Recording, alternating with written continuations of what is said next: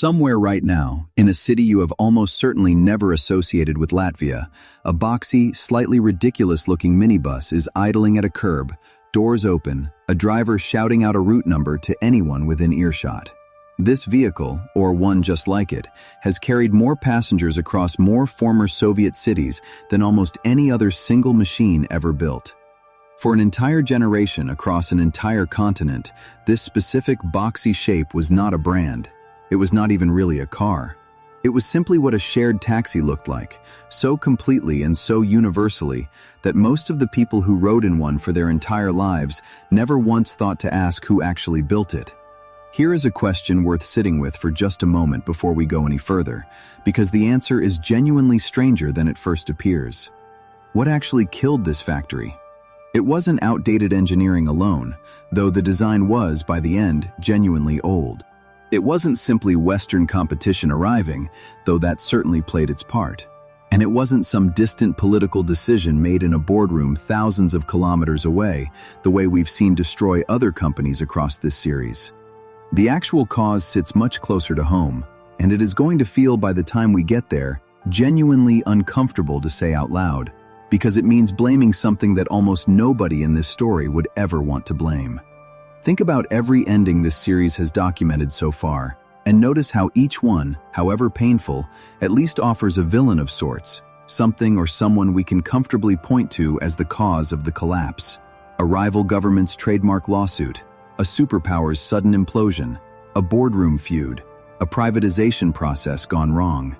In every one of those stories, there is a clear antagonist, however impersonal, standing opposite the company's own workers and management. This story does not offer that same comfort. By the end of it, you may find yourself genuinely unsure who, if anyone, deserves the blame at all, and that discomfort is precisely the point. The company that built this minibus does not exist anymore, and the way it stopped existing carries a genuinely uncomfortable twist, one this series has now circled from a few different angles, but never quite landed on directly. Because the thing that destroyed this factory was not a market failure in the way we usually mean it. It was not a rival's takeover. It was not even really economic collapse in the purest sense. It was independence itself, the very thing an entire nation had spent decades hoping for, arriving at exactly the wrong moment for exactly this one factory in exactly this one small country to survive it.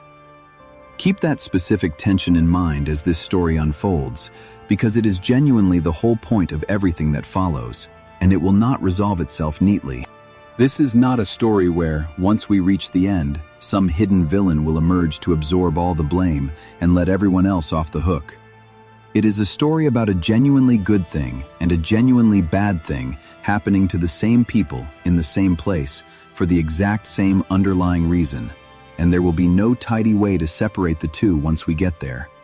This is the story of RAF, the Latvian minibus manufacturer, whose vehicles became so common across the Soviet Union that an entire generation used its name as a generic word for any minibus at all, the way some people still say a certain brand name when they mean any photocopier, or a certain brand name when they mean any tissue. And this is the story of what happened when the nation that built this factory finally got the one thing it wanted most, and discovered that the factory could not survive getting it. To understand exactly how this happened, and why Latvia's own liberation turned out to be the specific thing this factory could never recover from, we have to go back to the years right after the Second World War, to a small Baltic republic that had just been forcibly absorbed into the Soviet Union for the second time in less than a decade. Latvia's 20th century was, even by the standards of this entire series, genuinely brutal. Independent for barely 2 decades after the First World War, Latvia was occupied first by the Soviet Union in 1940, then by Nazi Germany during the war, then reoccupied by the Soviet Union again in 1944, an occupation that would last, this time, for nearly half a century. Unlike East Germany, Czechoslovakia, Hungary, Poland, or Romania, all of which retained at least the formal fiction of national sovereignty as separate communist states within the Soviet sphere, Latvia was not a satellite state at all. It was annexed outright, absorbed directly into the Soviet Union itself as one of its constituent republics, its independence not merely suspended but formally erased from the map for the better part of 50 years. Picture what this actually meant for an ordinary Latvian family living through these decades. Grandparents who remembered genuine national independence, who had grown up with Latvian passports, Latvian currency, and a seat, however modest, in the international community, watched their children and grandchildren grow up as citizens of a country that, officially, no longer existed at all.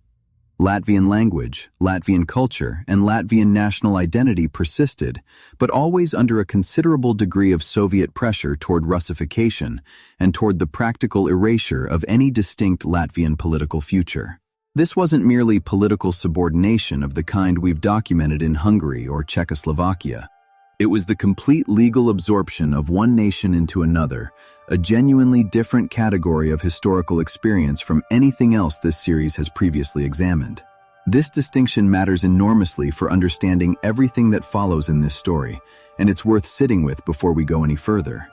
Every other country we have profiled in this series, however tightly controlled by Moscow, at least maintained the outward appearance of being a separate nation with its own government, its own flag, its own seat, however powerless, in international diplomacy.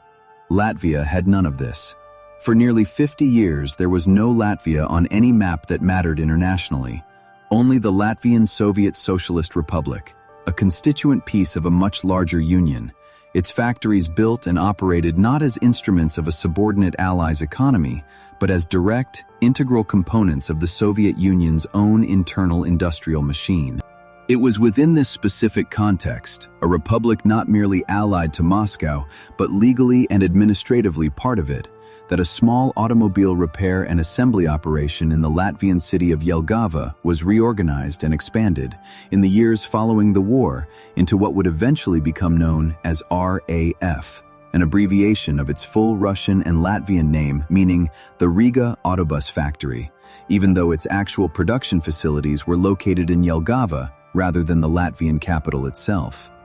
This naming quirk, a factory named after Riga while actually operating from Jelgava, a smaller city roughly 40 kilometers to the southwest, reflects a pattern of Soviet industrial administration we've touched on elsewhere in this series, where brand identities and administrative names didn't always precisely track the specific geography of actual production. For ordinary Soviet citizens across the Union, the distinction mattered little. What mattered was the name itself, RAF, which would eventually become as recognizable and as broadly understood as any Soviet industrial brand ever produced, regardless of whether the average passenger climbing aboard one of these vehicles could have pointed to Jelgava on a map at all. Jelgava itself carries a genuinely significant place in Latvian history, having served for a time as the capital of the semi-autonomous Duchy of Courland centuries earlier, and later developing into a modest regional industrial and agricultural center within independent interwar Latvia.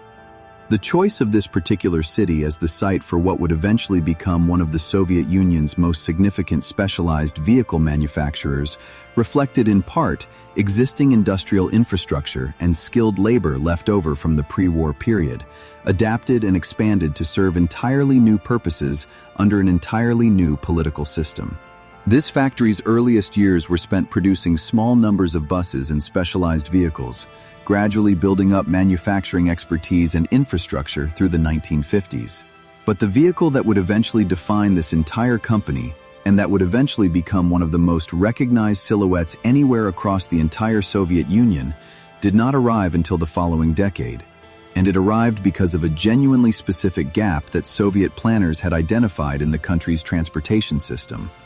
For the city of Jelgava specifically, RAF's growth through these decades transformed the local economy in a manner genuinely reminiscent of the single industry company towns we have documented repeatedly across this entire series, from Zwicky's Trabant Works to Eisenach's Wartburg factory to Miaveni's Dacia plant. By the height of its Soviet-era operations, RAF employed a genuinely substantial share of Jelgava's entire working population,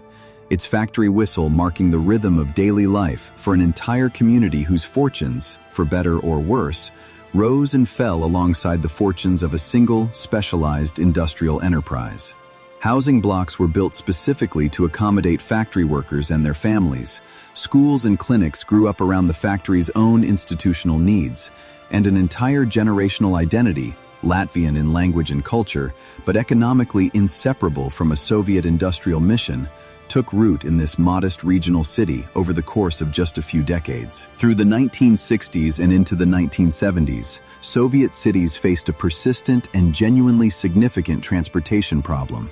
The gap between a full-sized public bus, appropriate for major routes with heavy passenger volume, and a private automobile, which remained, throughout this entire period, a genuine luxury far beyond the reach of most ordinary Soviet citizens. What Soviet cities lacked was a genuinely flexible, medium-capacity vehicle capable of serving lower-volume routes, functioning as shared taxis, and filling countless specialized roles, from ambulance transport to postal delivery to police and emergency response, that neither a full-size bus nor a private car could adequately handle. Soviet planners had experimented with earlier minibus designs through the 1950s and 1960s,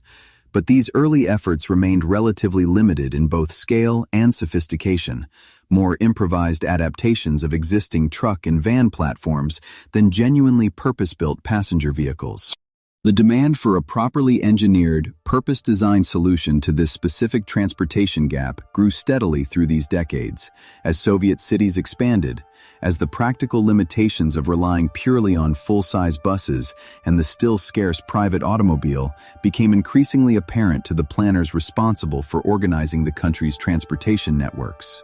RAF itself had actually experimented with earlier minibus designs of its own, well before the definitive 1976 model, producing a series of increasingly refined prototype and limited production vehicles throughout the 1950s and 1960s, as it worked toward the eventual mature design that would define the company for the following 2 decades.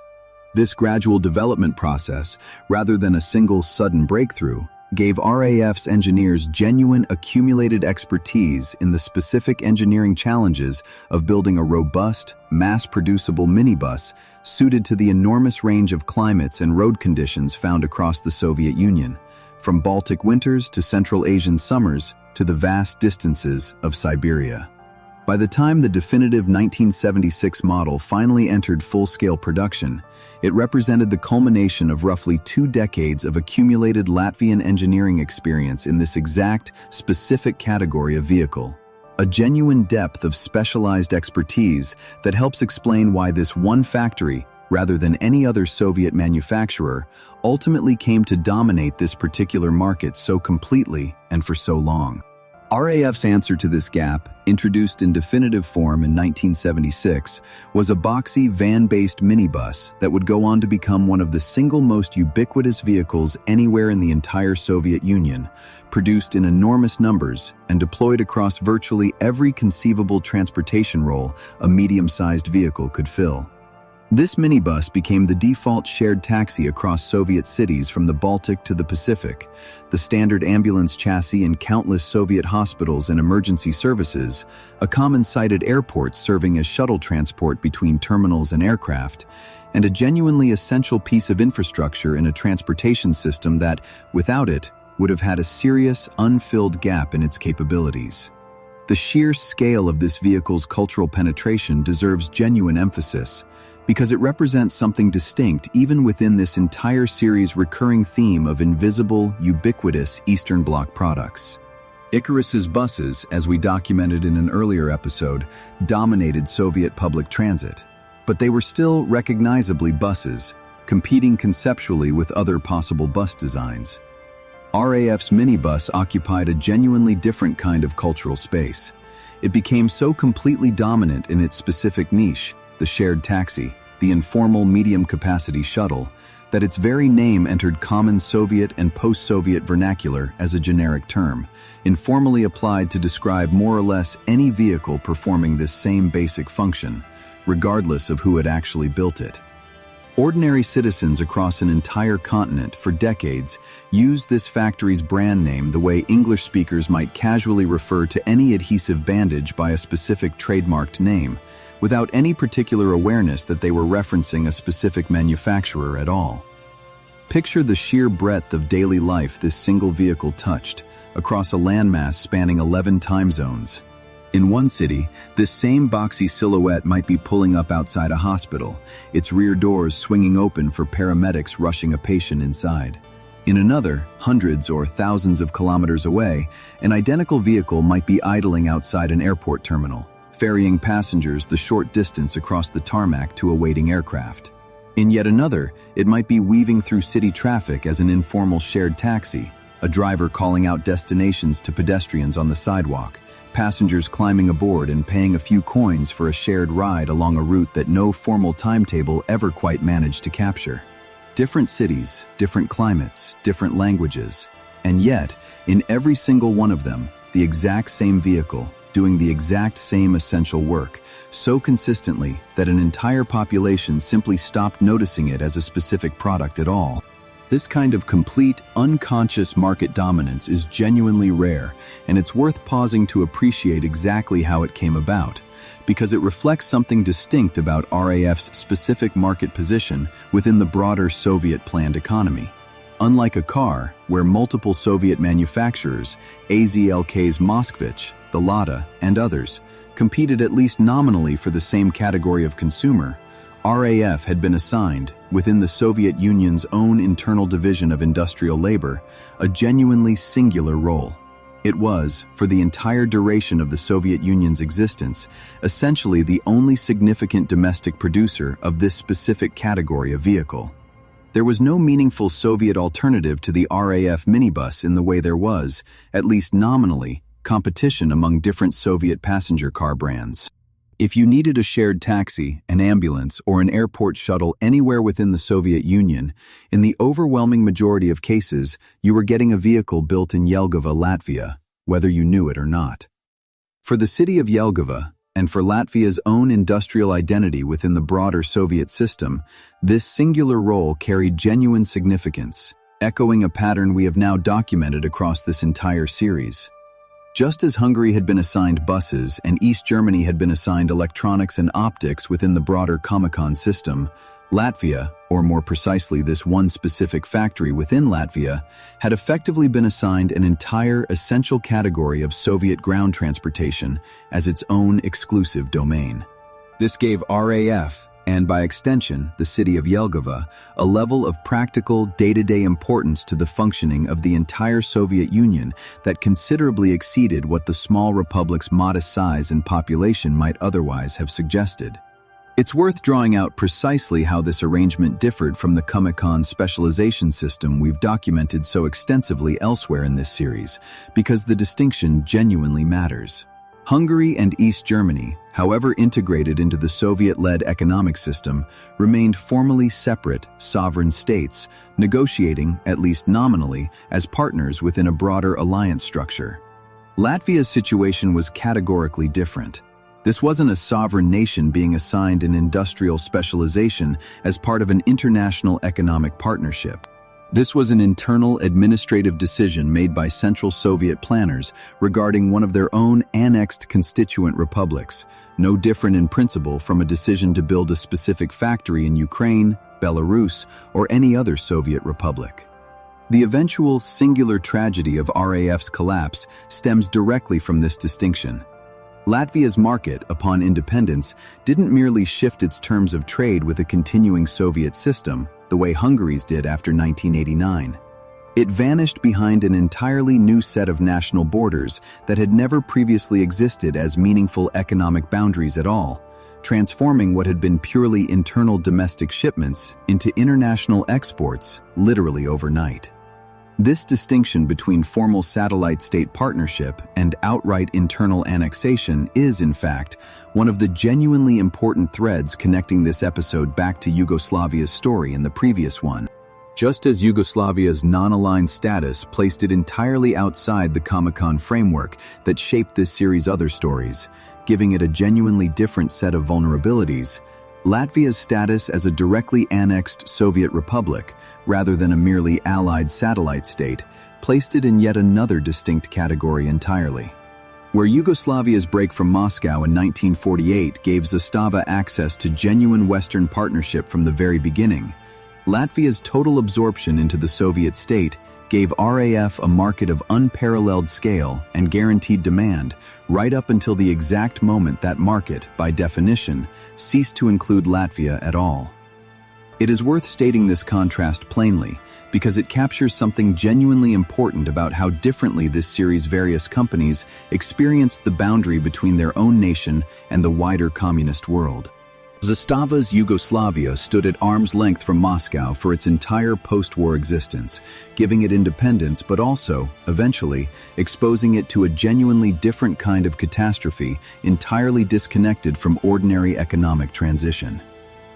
RAF's Latvia stood at no distance from Moscow whatsoever, having been absorbed so completely that the very concept of a Latvian-Soviet border simply did not exist for 51 years. When that border suddenly, rightfully, reappeared in 1991, it reappeared instantly and completely, transforming what had been purely domestic commerce into international trade overnight, with none of the decades of gradual adjustment that a genuinely separate satellite state, however subordinate, had at least been able to draw upon. But here is where Latvia's story begins to diverge sharply from every satellite state we have documented so far, and where the true, singular tragedy of this particular company's eventual fate begins to take shape. Because unlike Hungary or Czechoslovakia or East Germany, all of which would eventually regain, or in East Germany's case be absorbed into, a functioning independent national economy after 1989, Latvia's path back to independence was going to be immeasurably more complicated and immeasurably more consequential for a factory whose entire market had, by definition, always been the Soviet Union itself, rather than any independent national market of its own. Through the 1970s and into the 1980s, RAF's minibus, like nearly every other product we have documented throughout this entire series, gradually stagnated in its underlying design, even as production volumes remained genuinely enormous. The fundamental engineering, appropriate for the mid-1970s when it was introduced, aged steadily through the following decade and a half, while the factory's central position within the Soviet-planned economy meant it faced no meaningful competitive pressure to modernize. Precisely the same structural weakness we have now traced through every single company across this entire series, operating here in a category of vehicle where the Soviet Union had, quite literally, no meaningful domestic alternative at all. There is a particular irony worth noting here, one that connects to a genuinely different side of this factory's identity. Even as its core minibus design aged in place through the 1980s, RAF's engineers found a somewhat unexpected creative outlet in motorsport, developing specialized rally-oriented variants of their vehicles that competed with real success in Soviet and Eastern Bloc rally competitions throughout this period. This gave RAF's workforce and engineering staff a genuine source of technical pride and public visibility distinct from the ordinary, workaday reputation of the standard shared taxi minibus grinding along city streets. A reminder that even within the constraints of a stagnating core product line, genuine engineering enthusiasm and genuine competitive achievement could still find some outlet, however marginal to the factory's overall commercial fortunes. But motorsport success, however genuine, could never substitute for the kind of fundamental design modernization that the factory's core commercial product actually needed. And by the final years of Soviet rule, RAF's minibus, however beloved and however dominant its market position remained, was unmistakably a design whose fundamental engineering had not meaningfully advanced in well over a decade, waiting, as so many other products across this series had waited, for a competitive shock that would eventually arrive not from a rival manufacturer, but from the collapse of the very political system that had guaranteed its market in the first place. Then, in the final years of the 1980s, the entire Soviet system began to unravel, and Latvia found itself, alongside its fellow Baltic republics of Lithuania and Estonia, at the absolute forefront of the independence movements that would eventually help bring down the entire Soviet Union itself. The Baltic independence movement carries a genuine and distinctive place within the broader story of communism's collapse across this entire series, one that deserves real attention before we return to what it meant for this specific factory.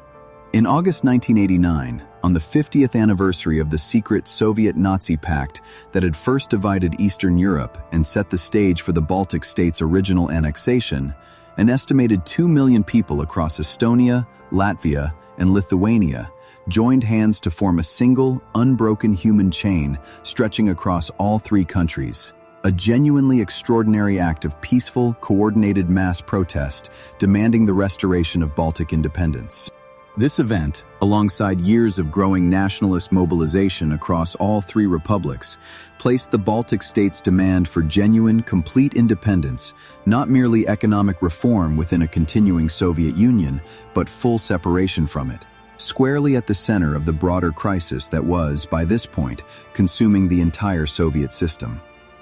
Picture the sheer scale of what this human chain actually represented, stretching across three separate countries, spanning a distance of well over 600 kilometers, an entire population turning out simultaneously across every town and city along its route to physically demonstrate a unified demand for the same right every other country in this series had, at some point in its own history, already possessed: the basic right to exist as an independent nation. This wasn't merely a protest against economic conditions, the kind of grievance that had motivated so many of the strikes and demonstrations we have documented elsewhere in this series. It was a direct, unambiguous demand for the restoration of national sovereignty itself, made by people who had, in many cases, grown up their entire lives without ever having known what it felt like to live in a genuinely independent Latvia, Lithuania, or Estonia. Latvia formally declared the restoration of its independence in 1990, and following the failed Soviet coup attempt of August 1991 and the Soviet Union's subsequent final collapse, Latvia's independence was internationally recognized, restoring, after nearly 51 years, the sovereign Latvian state that had first been erased from the map in 1940. For the overwhelming majority of Latvians, this moment represented the fulfillment of a genuine, decades-long national aspiration, a moment of profound historical justice after half a century of forced incorporation into a state that had never legitimately belonged to them. It is genuinely important, before we return to what this meant for RAF specifically, to hold this fact clearly in view. Latvia's independence was not some incidental political footnote to this story. It was one of the great, hard-won triumphs of the entire late 20th century, a nation reclaiming its own sovereignty after having it stolen by force. And nothing about what happened to a single automobile factory afterward should be read as any kind of argument against the fundamental rightness of that achievement. But for RAF specifically, this same moment of profound national triumph arrived as an economic catastrophe of a genuinely singular kind, one distinct from anything else this entire series has documented, and it's worth understanding exactly why.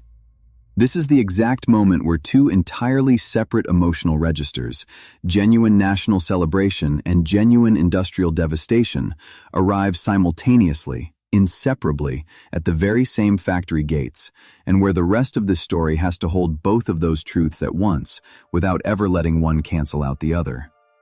Every single customer RAF had ever had, every hospital that had ordered its ambulances, every city transit authority that had ordered its shared taxi minibuses, every airport that had ordered its shuttle vehicles, existed within the borders of the Soviet Union, a country that, by the end of 1991, had simply ceased to exist. Latvia itself, now genuinely independent, represented an almost impossibly small fraction of that former market, a country of barely 2.5 million people, nowhere near large enough to sustain a factory that had been designed and built to supply an internal market of nearly 300 million people spread across 11 time zones. This is the genuinely distinctive tragedy at the heart of RAF's story, one that sets it apart even from Icarus's loss of its Soviet customer, which we documented in an earlier episode. Icarus, at least, remained the flagship car maker of an independent, continuously functioning Hungarian state, one that, whatever its economic difficulties, retained its own government, its own currency, and its own capacity to negotiate new trade relationships as an independent actor on the world stage.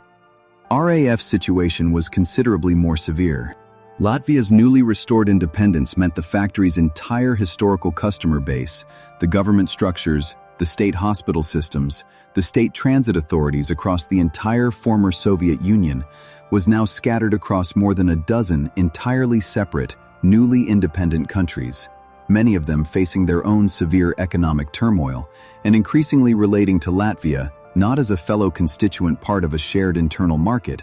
but as a genuinely foreign country, subject to new international trade relationships, new customs arrangements, and, in some cases, genuine political tension arising from the complicated, often painful history of Baltic-Russian relations that the Soviet annexation itself had created. Consider the almost unbearable irony embedded in this specific situation. Latvia's independence movement had drawn much of its moral force from a genuine, righteous rejection of Soviet domination, a demand to no longer be treated as a mere administrative extension of Moscow's will. And yet the very factory whose products had, for decades, quietly served that same Soviet system, now found its own survival entirely dependent on the continued goodwill and continued purchasing power of exactly the successor states, Russia prominent among them, that Latvia had just spent years fighting to separate itself from. RAF's engineers and workers had built a factory whose fate remained tied to a market that Latvia's own national liberation had, by definition, placed outside the country's own borders and outside its own political control. Try to imagine the specific personal disorientation this must have created for the factory's own workforce, many of whom had genuinely supported Latvian independence, celebrated it, perhaps even participated in the human chain across the Baltic states just 2 years earlier. These same workers now found themselves watching their own livelihoods depend on maintaining smooth commercial relationships with the very country whose decades of occupation their independence had just formally ended. There was no way to celebrate the nation's liberation without simultaneously worrying about what that liberation meant for the factory gates they walked through every morning. Two genuinely conflicting realities, one political and deeply personal, one economic and starkly practical, were now unavoidably tangled together in the daily life of a single Latvian industrial town. Latvia's broader post-Soviet industrial transition, of which RAF's collapse represents merely the single most dramatic example, followed a genuinely difficult path through the 1990s, one shared in its broad contours with the experiences of Estonia and Lithuania, its fellow Baltic states. Much of the industrial capacity built during the Soviet period across all three Baltic republics had been constructed specifically to serve the internal Soviet market, rather than any genuinely independent national or international demand, meaning that a considerable share of the industrial base these newly independent nations inherited in 1991 faced precisely the same fundamental mismatch between production capacity and available market that devastated RAF specifically. Some Latvian enterprises, more fortunate in their specific product lines or their access to alternative markets, managed the transition considerably better than RAF did. Others followed an almost identical trajectory of collapse, victims of the same basic structural problem. Factories built to serve an empire, suddenly finding themselves serving only the comparatively tiny nation that empire had left behind once it finally, rightfully, released its grip. For Latvia's broader economic development in the decades since, this difficult transition eventually gave way to genuine integration with the wider European and international economy, including eventual membership in both the European Union and NATO in 2004. A trajectory of Western integration that, in its own way, mirrors the paths eventually taken by Poland, Hungary, the Czech Republic, and Romania across this series. But this eventual success arrived years too late to save RAF itself, whose own collapse occurred squarely within that most difficult, most chaotic transitional decade of the 1990s, long before the stabilizing anchor of European institutional membership had arrived to provide the kind of broader economic support and market access that might, under different timing, have offered the factory some additional runway to find its footing. There is a further dimension to this market collapse worth examining in its own right, because it wasn't simply that RAF lost access to Russia specifically. It lost access to an entire continent's worth of what had, until 1991, been a single, unified internal market. Ukraine, Belarus, Kazakhstan, the Caucasus republics, the Central Asian republics, All of the territories that had once received RAF's minibuses as a matter of routine internal Soviet logistics were now separate, sovereign nations, each with its own currency, its own customs regime, its own economic priorities, and, in many cases, its own severe post-Soviet economic turmoil that left little room for continued large-scale purchases of specialized vehicles from a factory now sitting across an entirely new set of international borders. Picture what this meant in practical terms for a sales department that had, for decades, operated according to centrally planned distribution quotas rather than genuine competitive salesmanship. Almost overnight, RAF's leadership faced the need to establish entirely new commercial relationships, negotiate entirely new trade agreements, and navigate entirely new currency and customs arrangements with more than a dozen separate governments, several of which were themselves still in the earliest, most chaotic stages of establishing their own independent economic institutions.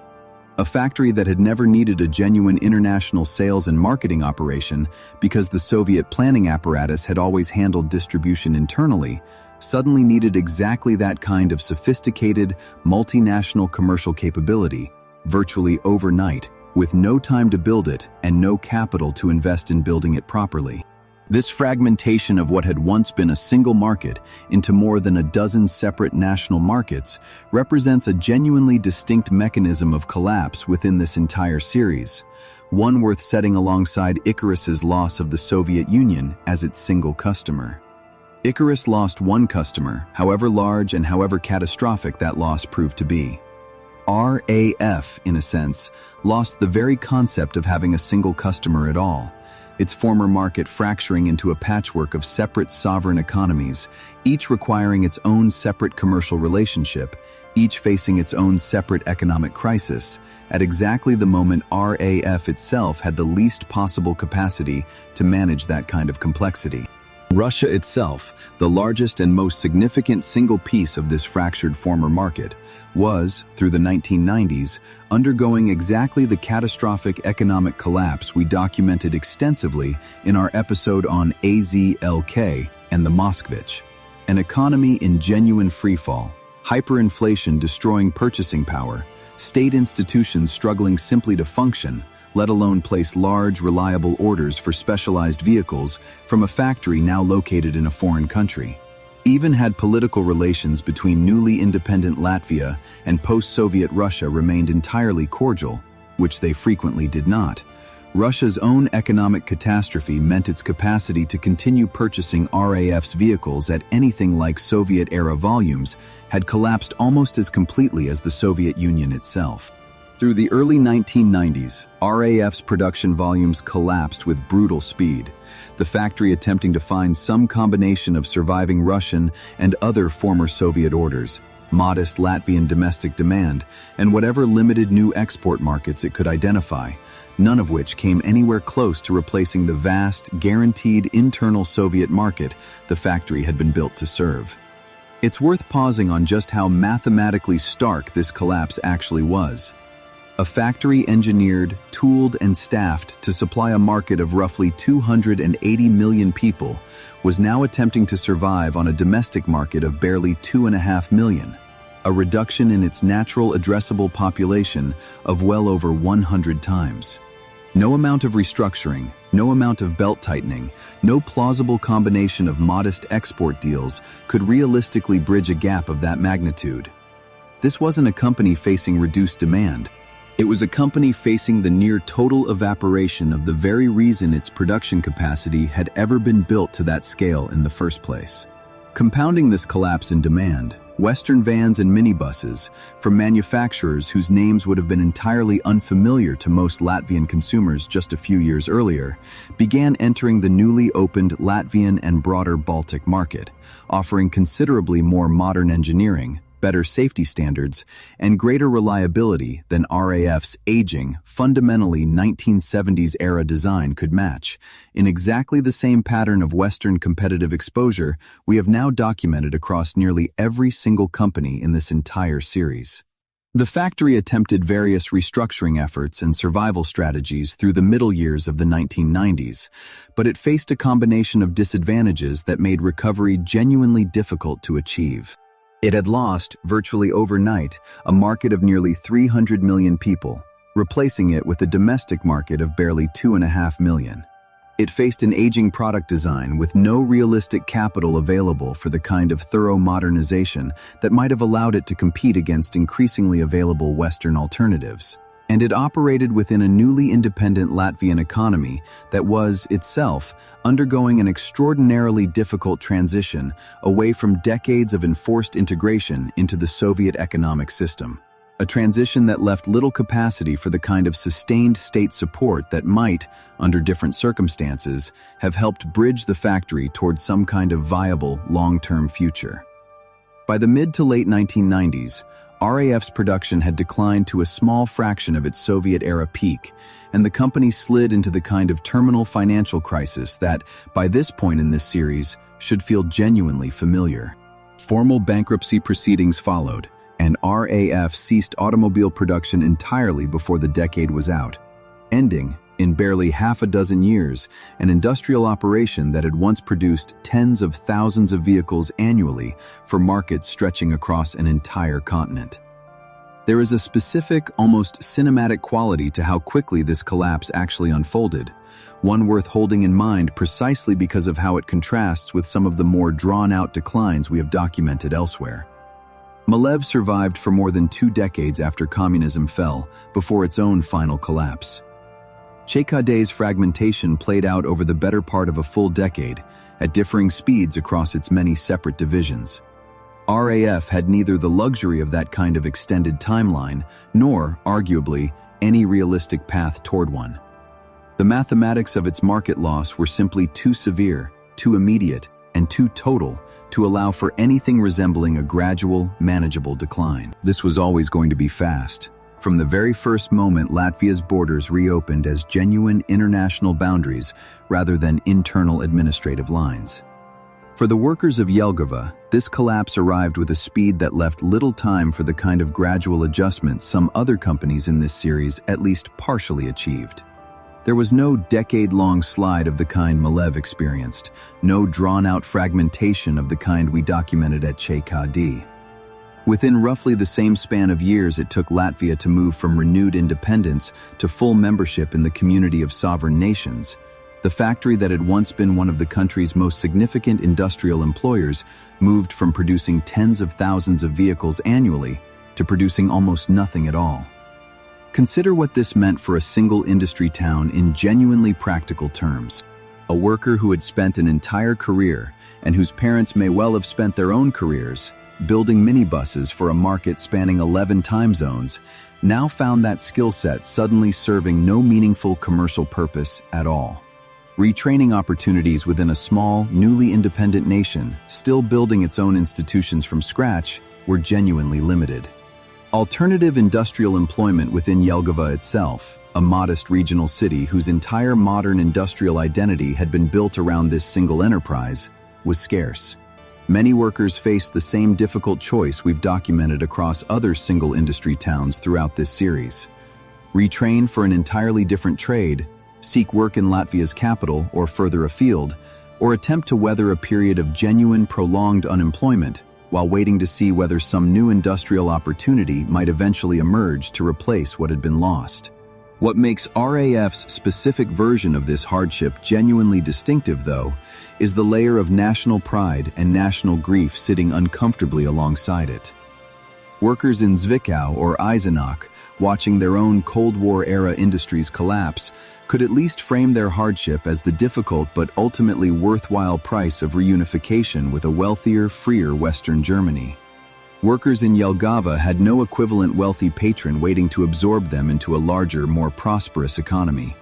They had simply their own small, newly independent nation, itself still finding its footing, still building the basic institutions of statehood from a 51-year void, with limited capacity to cushion the fall of any single industrial enterprise, however significant that enterprise had once been to the broader Soviet economy it was built to serve. So here is where this particular story lands, and here is what makes it meaningfully distinct from nearly everything else we have documented across this entire series. Every other company we have profiled met its end through some combination of market competition, internal conflict, legal ruling, or fragmented privatization, operating, in every single case, within a country that had regained or retained some meaningful, continuous form of national sovereignty through its own transition. RAF's story is different in a way that carries genuine, uncomfortable moral weight.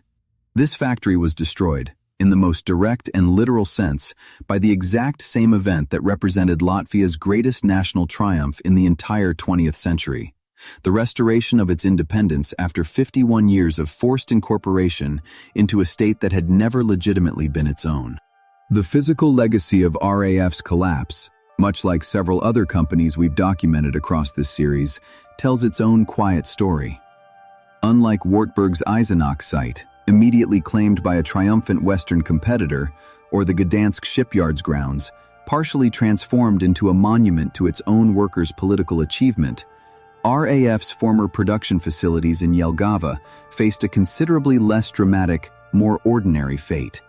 Gradual subdivision, partial repurposing for smaller-scale light industrial and commercial uses, the slow, unglamorous transformation that befalls so many abandoned industrial sites, once their original singular purpose no longer has any economic reason to exist. There was no triumphant new owner racing to claim this particular ground, no obvious replacement industry standing ready to fill the void RAF's collapse had left behind, only the quiet, gradual erosion of a once significant industrial identity into something considerably smaller and considerably less remarkable. And yet, remarkably, the vehicles themselves persisted for decades after the factory that built them had already ceased to exist, in a pattern genuinely reminiscent of what we documented with Sekadi's trams still running across 3 continents. Across the former Soviet Union, particularly in smaller cities and towns with limited access to newer Western vehicles, RAF's minibuses continued operating well into the 21st century, kept alive through exactly the same kind of devoted, resourceful maintenance culture we've documented among Trabant owners in East Germany and Dacia owners in Ceausescu-era Romania. Mechanics who had never worked at the original factory, who may not have even been born when RAF's Jelgava production lines finally fell silent, kept these aging, increasingly rare vehicles running through sheer improvisation and accumulated informal expertise, passed down among enthusiasts and transit operators who valued the design's basic mechanical simplicity and its genuine, if increasingly antique, reliability. This particular afterlife carries its own small irony worth noting before we close this story out. The factory whose entire commercial existence depended on a market that vanished the moment Latvia regained its freedom, left behind vehicles that, in a strange, quiet way, continued serving exactly the same function across exactly the same former Soviet landscape for years and even decades afterward, entirely disconnected from any ongoing commercial relationship with the country that had originally built them. The minibuses didn't know their factory was gone, any more than CKD's trams knew theirs was. They simply kept running, because that is what they had always been built to do, long after the political and economic world that had created them had already changed beyond all recognition. There is no clean, comfortable way to resolve the tension sitting at the very center of this particular story, and this series has never really been interested in offering clean, comfortable resolutions in any case. Latvia's independence was, without any serious qualification, a genuine and righteous historical achievement, one that ended decades of illegitimate occupation and restored a sovereign nation that had every right to exist independently of the empire that had swallowed it by force. And that same achievement, arriving at precisely this moment in this factory's specific history, destroyed an industrial enterprise that had employed thousands of Latvian workers, built a genuinely dominant product that had quietly served hundreds of millions of people across an entire continent, and represented, whatever its origins within an illegitimate occupation, a source of real skill, real craftsmanship, and real livelihood for the Latvian workers who had built it. It's worth being genuinely careful here about what conclusion this story actually supports, and what conclusion it doesn't. This is not a story suggesting that Latvia's independence was somehow not worth its economic cost, or that the workers of Jelgava, or the broader Latvian nation, would have been better served remaining part of the Soviet Union simply to preserve a single factory's export market. No reasonable accounting of the 51 years of occupation that preceded 1991 could possibly support that conclusion. Rather, this story illustrates something more specific and, in its own way, more instructive. That the industrial structures built by occupying or centrally controlling powers can become genuinely load-bearing pillars of a local economy, providing real employment and real livelihoods to people who had no say whatsoever in the original political decision to build them there. And that when the underlying political structure sustaining those industries finally, rightfully, collapses, the human cost of that collapse falls on people who bear no responsibility for the illegitimate system that created the dependency in the first place. This is, in its own way, one of the more genuinely difficult lessons this entire series has produced. We want our stories of national liberation to be uncomplicated triumphs, and in the broadest, most important sense, Latvia's liberation absolutely was one. But history rarely delivers its triumphs without leaving some kind of bill behind for someone to pay. And in this particular case, the bill arrived at the gates of a minibus factory in Jelgava, addressed to workers who had done nothing wrong except build vehicles for a market that their own nation's freedom would, by definition, place forever out of their reach. 15 industrial and commercial giants now, all built somewhere within, behind, or, as we saw with Yugoslavia, entirely outside the tightly bound Soviet system that shaped so much of this series, and 15 genuinely different endings. And this one, uniquely among all of them, is the story of a factory whose destruction and whose nation's liberation were not two separate events that happened to coincide, but the very same event, arriving, for this one specific company, in exactly the form of a catastrophe. Let us know in the comments which Iron Curtain industrial giant you want us to dig into next, and subscribe, because there are plenty more of these stories still waiting to be told.